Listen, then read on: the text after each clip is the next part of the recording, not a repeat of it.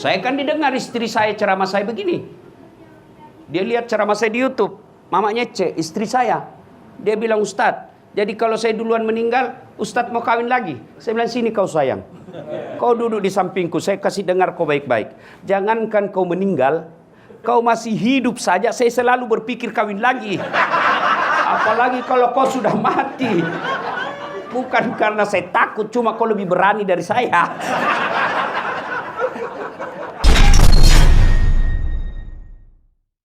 Kullu nafsin sa'iqatil maut. Semua yang hidup pasti akan mati. Sebaliknya, kalau tidak tiba saatnya, biar setengah mati, kau mau mati, tidak akan mati. Ini ada cerita, wallahu alam benar atau tidak. Ada ibu ketahuan suaminya selingkuh. Dia dapat WhatsApp-nya lope-lope. Sakit hatilah dia. Akhirnya dia mau bunuh diri. Dia ambil racun. Dia masuk di kamarnya, minum racun.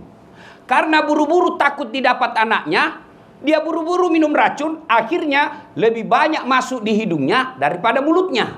Muntah-muntah, tidak jadi mati. 1 bulan kemudian, ketahuan lagi suaminya selingkuh. Dia mau bunuh diri. Lihat racun, bulan lalu gagal. Dia ambil pisau, Bu. Dia iris urat nadinya. Rencana bunuh diri, dia iris urat nadinya. Dia lupa ternyata pisau yang dipakai pisau tumpul. Tidak jadi lagi mati. 1 bulan kemudian bertengkar lagi sama suaminya. Dia mau bunuh diri. Dilihat racun gagal. Dia lihat pisau gagal. Akhirnya dia lari ke belakang rumahnya. Lompat masuk ke dalam sumur. Ternyata dia lupa waktu itu musim kemarau. Ternyata air dalam sumur tidak cukup. Tidak jadi lagi.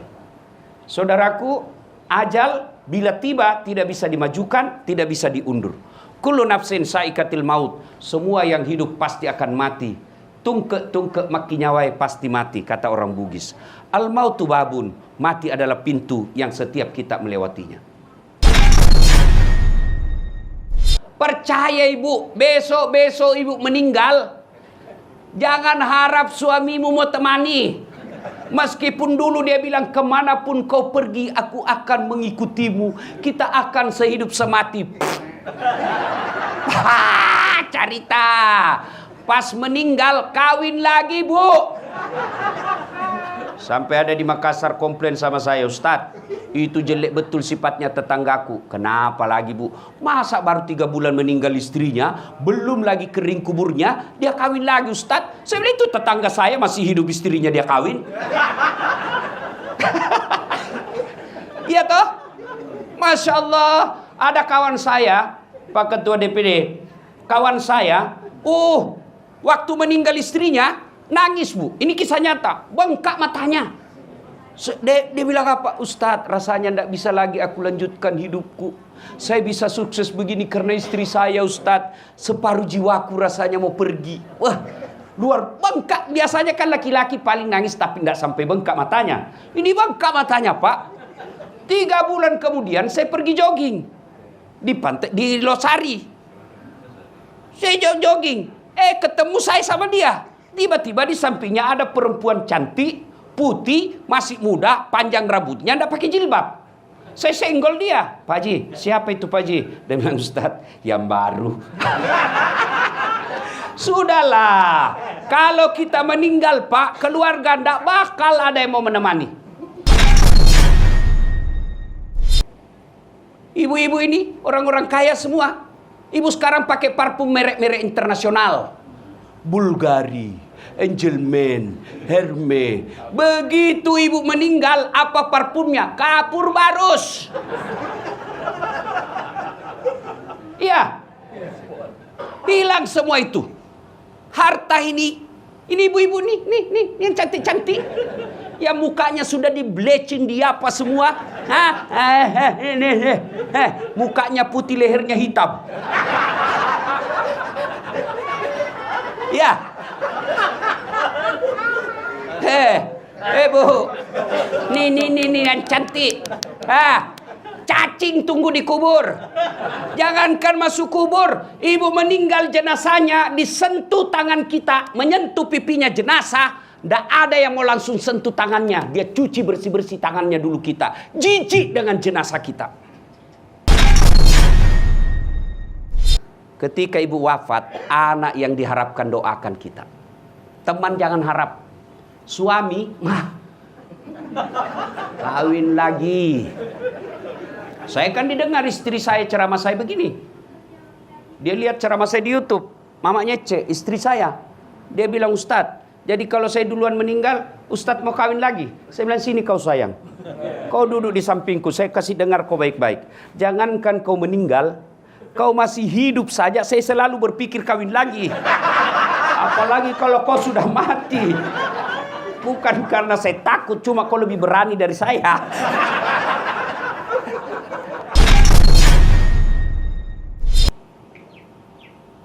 Ibu-ibu sayang, kita lebih mengawasi suami daripada mengawasi anak. Ngapain awasi anak suami kita? Biar HP-nya kita mau periksa. Untuk apa? Kalau ibu dapat hal-hal negatif di HP, apa yang ibu mau? Gelisah kan? Sengsara perasaan. Mau dicerai? Mampu jadi janda. Tak nampak saya bela bapak hari ini. Mampu dapat yang lebih baik dari yang sekarang. Daripada ngawasi HP suami, mending ibu awasi anaknya. Suami maksiat, ibu ndak tanggung. Suami ndak sholat, ibu ndak tanggung. Tapi anak ndak jilbab, anak ndak sholat, anak ndak puasa, ibu yang nanti diminta tanggung jawabnya. Ngapain ngawasin suami? Kita ndak tanggung dosanya, tapi anak kita tanggung dosanya. Ini ibu-ibu terhormat semua di dalam sini. Ya, banyak saya lihat semua emas berliannya. Ibu, ibu, kalau ibu meninggal siapa yang pakai itu emas berlian? Siapa ibu? Anak, istri kedua. Hancur ibu-ibu hari ini. Ayo, coba lihat. Ketika ibu meninggal, dikeluarin itu cincin. Nangislah suami. Ini cincin pernikahan kita dulu ibu. Dia tarik, dia paksa keluar. Sudah itu dia cabut lagi gelangnya. Ini ulang tahun pernikahan kita dulu ibu. Saya belikan kau di Dubai. Dia cabut lagi kau punya kalung ini ibu dulu. Waktu kita pergi umroh ibu. Habis emas diambil. 3 bulan kemudian kenal sama janda. Dia ambil semua emas, dia kasih jandanya. Dek, ini mantan istriku sudah mati. Dia bilang sudah mati, ambilin emas. Maka ibu, daripada dipakai istri kedua, mending ibu sedekah sekarang. Sedekah. Dan enaknya ibu-ibu seperti yang di dalam ini, yang kaya-kaya, ngapain pakai yang asli bu? Lebih baik asli jual jadikan masjid. Itu yang namanya pandai menyikapi harta. Apalagi kalau ibu sudah pakai 20 tahun, ngapain lama-lama? Orang juga sudah tahu ibu kaya. Itu enaknya jadi orang kaya, biar palsu. Masa palsu? Orang kaya itu. Iya toh? Beda kita orang miskin. Sudah asli, di mana dia dapat? Manfaat. Dan orang yang ada di alam kubur sekarang masih transit. Belum sampai surga. Termasuk Rasulullah Muhammad SAW. Dan siapa yang paling menderita di alam kubur? Kata Nabi, orang yang paling menderita di alam kubur nanti adalah al-mutahawilu bis sholah, yang menganggap enteng sholat. Saya mau tanya, bapak-bapak, kalau pergi merantau ke Sulawesi Selatan, ternyata bapak tidak nyaman di Sulawesi Selatan, ada pilihan? Ada? Ada. Balik lagi ke Jakarta.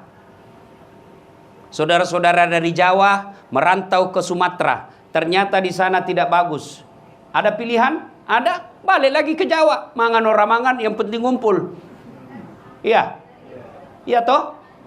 Ibu-ibu, suami cerewet, suami kasar, ada pilihan bu?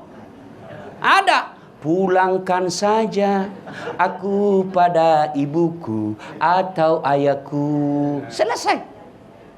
Iya. Bapak-bapak punya istri cerewet, ngamuk aja kerjanya, nggak tahu menghargai suami. Ada pilihan?